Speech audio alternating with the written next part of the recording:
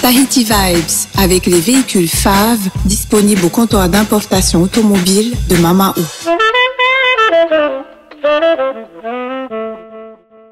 Yaorana et Maeva sur ITFM, chers auditeurs. Aujourd'hui, on va parler Ma'a. C'est ce qui nous permet d'avancer notre énergie, une source inépuisable aussi parfois de plaisir. Et pour ce faire, on va accueillir avec grand plaisir Manihi Le Phoque. Yaorana, ma belle. Yaorana. Alors, on va parler d'une initiative que tu portes, puisque, je le rappelle, tu es consultante en alimentation santé. Exact. Et comportement alimentaire, oui. Tu dis.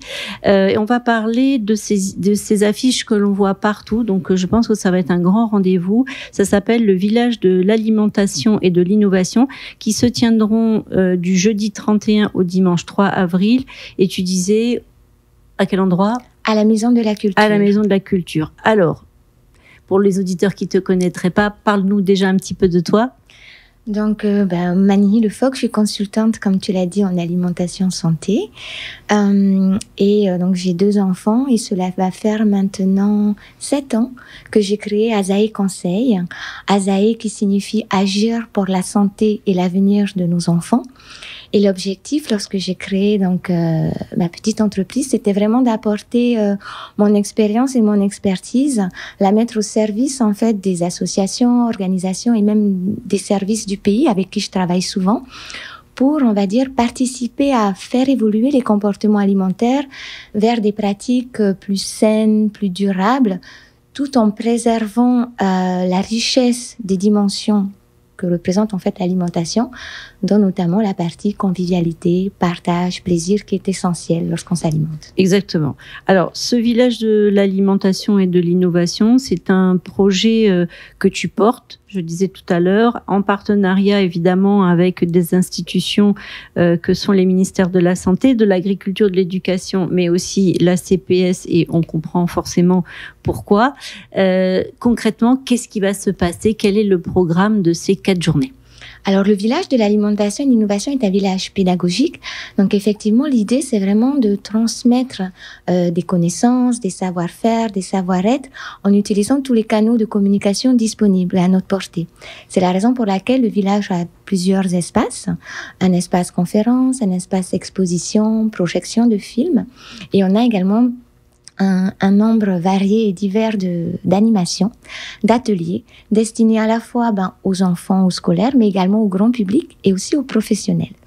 Et en plus, on a un marché des saveurs où l'idée est vraiment de mettre en avant les acteurs locaux, les producteurs, les circuits courts, les producteurs, transformateurs, tous ceux en fait qui œuvrent pour justement permettre à tout un chacun de s'alimenter d'une façon plus saine et surtout d'avoir un impact moindre sur notre environnement, de préserver nos ressources. Et à côté de cela, j'ai rajouté également 2 concours. Alors l'idée est surtout dans le concours culinaire de valoriser le fait maison et il s'adresse aux enfants âgés de 9 à 12 ans. Et puis, il y a un concours qui concerne davantage les écoles, les établissements scolaires, puisque je trouve important également de mettre en avant ce qui se fait dans les établissements pour valoriser le travail des enseignants et des enfants. Voilà. Alors justement, tu parlais des enfants, c'est les premières victimes, en fin de compte, de la... on va dire de la malbouffe, parce que c'est tentant aussi, c'est pas forcément très cher, ça fait plaisir aux enfants de recevoir le paquet de chips, mais le fait c'est que c'est pas très très bon pour la santé. Tu disais en préparant cette émission que tu interviens beaucoup dans les établissements. Tu interviens comment et quel est le retour que tu as des enfants ? Parce qu'on sait que c'est par eux que viendra le changement. Alors, les projets que je mène auprès des écoles, moi, je trouve que c'est juste fantastique parce que les enfants sont vraiment, comme on dit, comme des éponges et ils comprennent vite. Et les nouvelles générations, je les trouve vraiment très, très ouvertes et voilà, ça percute vite. Donc, les projets que j'ai eu l'occasion de mener, il y en a 2 principalement. Le premier, c'est le projet pilote qu'on a lancé à l'issue de la première édition du VAI, les classes du goût polynésiennes. En fait, c'est une démarche que l'on a adaptée, que l'on a mis en place dans des écoles pilotes. Et les élèves étaient juste, ravis, enthousiastes, motivés. L'idée, c'est vraiment de leur apprendre, par une meilleure connaissance et appropriation de leur perception sensorielle, comment est-ce qu'ils peuvent s'appuyer sur leur sens pour apprécier davantage les aliments et du coup, vraiment apprécier des aliments de qualité. quand on prend le temps de déguster, quand on prend le temps d'apprécier et qu'on a tout le vocabulaire qu'il faut pour décrire les aliments, que ce soit la texture, la couleur, les saveurs, les arômes, eh ben, j'ai envie de dire, les enfants, du coup, sont beaucoup plus enclins, déjà d'une part, à goûter des aliments vers lesquels ils ne se dirigent pas forcément, et surtout de les apprécier et de se rendre compte de la différence entre un produit de qualité, un produit frais et un produit ultra transformé. Et on l'a testé et les enfants, ils étaient juste émerveillés et surtout très impliqués dans la démarche, avec une envie beaucoup plus grande de participer à la préparation des repas avec les parents. Donc vraiment un retour très très positif, et il me tarde de poursuivre l'opération à plus grande échelle. Le deuxième projet sur lequel j'ai été amenée à travailler et sollicitée notamment par les communes, c'est la restauration scolaire. Moi, ce que je vais te dire, parce que c'est là où souvent le bas blesse. Exactement. Alors, il y a beaucoup de choses qui bougent dans ce secteur, et j'ai vraiment plaisir à accompagner les acteurs et les institutions qui œuvrent dans ce sens. L'idée, c'est qu'effectivement, avec la loi de pays également qui est sortie, c'est de promouvoir la consommation de produits locaux dans les restaurants scolaires. Ouais.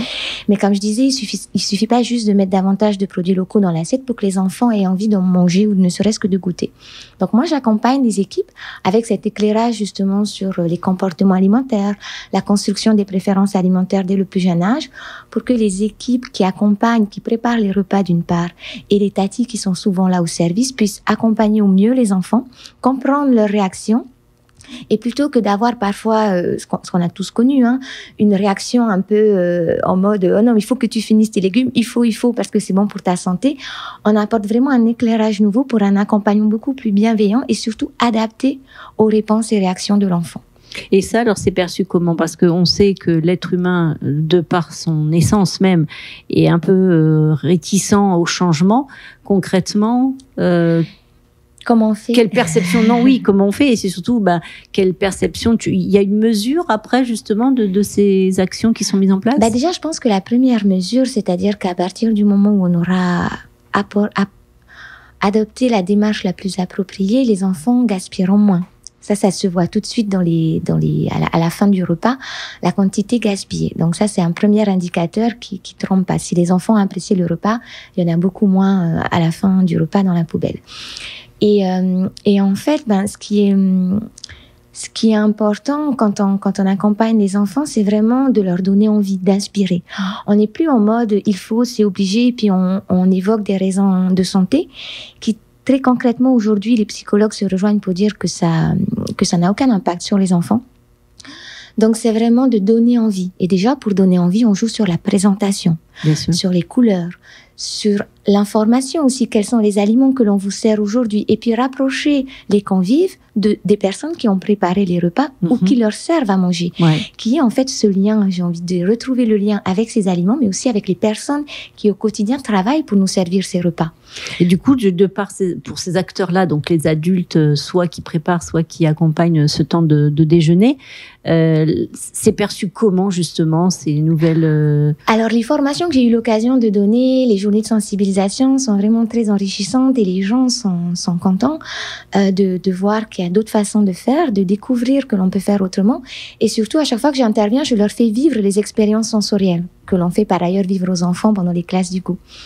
Du coup, ça leur permet d'expérimenter, parce que je dis, au-delà du fait de transmettre du contenu, c'est important d'expérimenter pour se rendre compte soi-même. Ouais. Voilà. La vertu de l'exemple. Mais exactement. Et je pense que c'est vraiment quelque chose qui devrait s'appliquer et surtout au sein des écoles. On peut pas juste dire aux enfants, il faut manger comme ça, il faut pas manger ceci. Finis ton assiette. Et puis à la récréation, lors des fêtes de fin d'année ou à la cantine, ne pas être en accord avec les messages que l'on véhicule. C'est important d'être à l'exemple et d'être cohérent avec ce que l'on communique auprès des enfants. Donc tous ces principes, j'imagine qu'on va les retrouver au niveau du village de l'alimentation et de l'innovation, puisque c'est tous ces messages-là que vous voulez transmettre au travers des différentes conférences, ateliers, etc., j'imagine? C'est ça. L'idée, c'est vraiment ça. C'est de permettre à chacun de trouver des clés de compréhension qui vont lui permettre de voir à quel niveau est-ce que j'ai éventuellement des changements à opérer pour aller vers une version un peu plus saine, plus durable de mon alimentation. Et donc, à travers le jeu, on s'adresse aux enfants à travers des ateliers, des animations. Et effectivement, vis-à-vis des parents, du grand public, on a plutôt des conférences conférences, mais aussi des ateliers culinaires, des démonstrations culinaires. Ouais, comment préparer parfois des choses, voilà, on ne sait pas. Exactement. Apporter aussi des choses concrètes et au marché des saveurs, mettre en avant des acteurs que l'on peut du coup solliciter pour nous aider dans cette démarche. Mais comprendre aussi. Exactement. Avec les conférenciers, l'idée c'est d'apporter, on va dire, des informations sur, par exemple, les dernières connaissances en matière de physiologie, oui, c'est ce ou que en j'allais matière te demander. d'agroécologie. Voilà. Ça, c'est le côté innovation. Alors, le côté innovation, c'est vrai que souvent on me pose la question. Pour moi, innover, c'est à la fois dans l'utilisation d'appareils technologiques plus performants, qui nous rendent la vie quotidienne plus facile. Mais c'est aussi pour moi innover dans notre façon de voir les choses et de considérer notre alimentation. De préparer peut-être quelque chose aussi. De préparer, tout à fait. Et puis surtout de mieux comprendre au final comment fonctionne le système. Quels sont en fait les différents acteurs, les différents maillons de la chaîne depuis la production jusqu'à notre assiette. Comprendre comment notre corps fonctionne, comment notre corps réagit pour être plus à même d'apporter des modifications. Et l'innovation, elle est aussi là, dans notre attitude, dans nos perceptions et dans notre façon de nous comporter au quotidien. Alors aujourd'hui, la date approche. Oui. On voit, alors, j'encourage nos auditeurs à retrouver donc la page Facebook dédiée à cet événement qui s'appelle Village de l'alimentation et de l'innovation. Quels vont être les horaires? Enfin, j'imagine que l'accès est gratuit. Alors voilà, le village est entièrement gratuit. Tout ce qui est proposé au village est gratuit. C'est pour ça que je le répète, c'est un village pédagogique. C'est pas un salon, c'est vraiment un endroit où on vient pour apprendre, pour découvrir, pour partager aussi des choses. Et donc le village ouvre ses portes à 8h le matin, puisqu'en semaine nous accueillons beaucoup de scolaires, donc c'est important qu'ils puissent être présents et participer dès l'ouverture aux ateliers. Et il fermera à 17h. D'accord. Voilà. Et ça sur les 4 jours. Alors voilà, sur les 4 jours, et exceptionnellement cette année, on le fait sur 4 jours, puisque les 2 premières éditions s'étaient tenues sur 3 jours uniquement, et à la demande de nombreux visiteurs, on a prolongé, donc on teste cette année jusqu'au dimanche. À savoir juste que le dimanche, on fermera à 16h. Oui, un petit peu plus tôt, forcément. Voilà. C'est dimanche, quand même. C'est le dernier jour. Il faut se préparer à rattaquer la semaine. Voilà. Sachant que le village est ouvert en journée, mais en soirée, on a les conférences avec nos invités experts extérieurs qui se déroulent dans l'auditorium du lycée hôtelier. Ah d'accord, très bien. Donc ça, c'est un deuxième spot. C'est dans la continuité du village, mais c'est en soirée. Ça permet d'accueillir un peu plus de personnes. Il y a un grand parking. Ça permet aux gens qui travaillent la journée d'assister tout de même au contenu des conférences. Alors ces conférences, tu peux nous en donner déjà un aperçu sur les thèmes qui vont être abordés? Oui, bien sûr. Alors le vendredi 1er avril, nous aurons une conférence d'une pointure, j'ai envie de dire en agroécologie. Le CV de la personne est tellement long que je pourrais pas vous dire tout ce que... Mais c'est un agroéconomiste, donc c'est Marc Dufumier, qui va en fait nous présenter une conférence sur l'agroécologie et comment cela peut servir une alimentation durable, saine, et une alimentation saine, et une agriculture durable. Donc c'est vraiment une grande personne qui a œuvré et qui a réalisé, qui a accompagné de nombreux projets très intéressants. Et du coup, lui, il interviendra donc le vendredi 1er avril à 18h, donc dans l'auditorium du lycée hôtelier. Et le samedi 2 avril, nous aurons le plaisir d'accueillir un couple de chercheurs à l'INSERM, avec le partenariat donc de l'association ProScience, qui viendra nous parler du microbiote. Donc il y avait déjà eu une première intervention en 2019, et là ils vont co-animer donc la conférence. Ils interviennent à 2 pour apporter des compléments et surtout nous en dire davantage et aller un peu plus loin dans la compréhension du rôle du microbiote et surtout en quoi c'est important au final d'en prendre soin et de bien comprendre à quoi il nous sert au quotidien. La précédente édition, c'était 2019. C'est ça. Quels sont les enseignements qui ont été tirés? Alors en 2019, on avait un autre thème qui était sens et émotions, et l'idée c'était vraiment de comprendre comment est-ce qu'au final nos sens peuvent affecter notre perception des aliments et comment parfois ils peuvent aussi nous leurrer, ce qu'utilise clairement la publicité. Oui, c'est vrai que des fois on voit des super affiches avec des super sandwichs. Une fois qu'on va acheter le sandwich, on se dit ah oui, c'est pas tout à fait la photo. Voilà. Et puis les émotions, on avait eu une très belle conférence aussi pour expliquer les kilos émotionnels. D'accord. Donc l'idée c'était vraiment ça. D'une part, comprendre comment fonctionnent nos sens et comment les utiliser au mieux et ne pas se faire leurrer. et d'autre part comprendre comment est-ce que notre état émotionnel peut affecter notre rapport à l'alimentation pour justement réduire la culpabilité. C'est souvent ça aussi le problème, c'est la culpabilité que l'on peut avoir lorsque on s'alimente. Donc toujours dans cette idée d'apporter des connaissances, des éclairages. Voilà, cette édition 2019 était davantage centrée sur sens et émotion. Elle avait rencontré son public. Oui, les gens étaient venus oui. Donc ne soyez pas timide cette année. Le thème a changé, on l'a vu. Pour autant, la qualité sera au rendez-vous.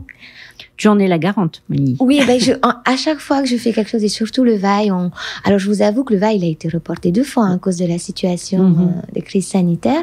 Donc son contenu a également évolué entre la première version et celle que l'on va vous présenter. Mais je suis vraiment ravie parce que au-delà des experts extérieurs qui viennent, on a les acteurs locaux et notamment les services qui se sont énormément mobilisés et on va avoir de très belles conférences sur, par exemple, la pasteurisation de l'eau de coco ou comment les ressources marines peuvent répondre aux enjeux tant écologiques qu'économiques. Enfin, il y a vraiment de belles personnes. C'est une vraie diversité des propos. C'est ça. Et je trouve que cette année, du coup, le Covid ayant fait qu'on a eu moins d'intervenants extérieurs, on s'est recentré sur nos ressources locales.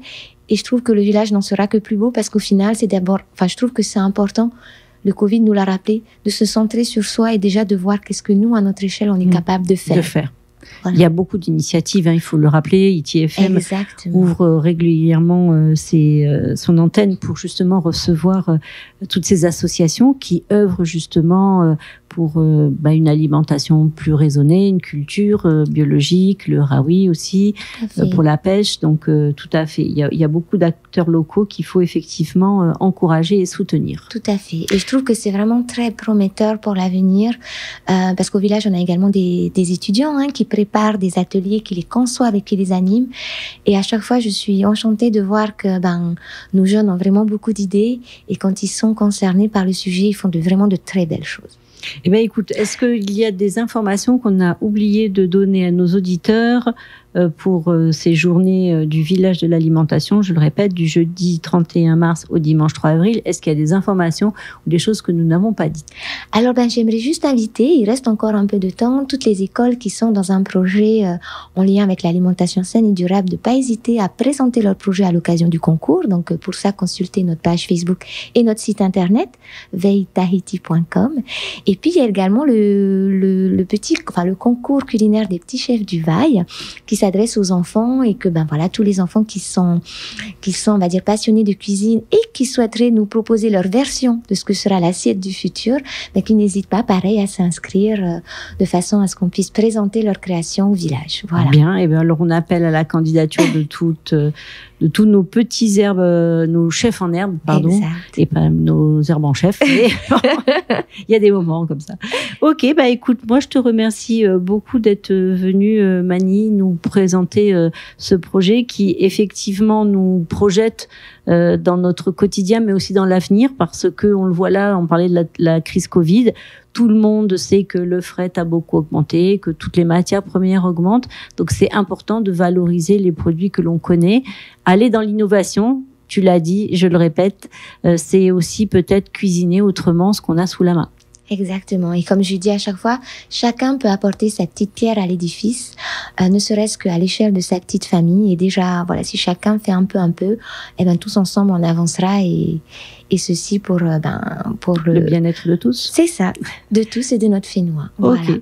Je te remercie beaucoup. Je rappelle à nos auditeurs qui pourront te retrouver sur notre page Facebook avec la vidéo en replay, que je vous encourage tous à partager parce que c'est des informations importantes qu'on essaye de vous donner dans notre émission.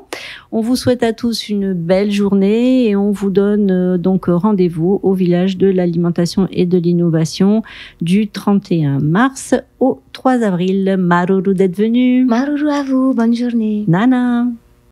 Tahiti Vibes, avec les véhicules FAV disponibles au comptoir d'importation automobile de Mamaou.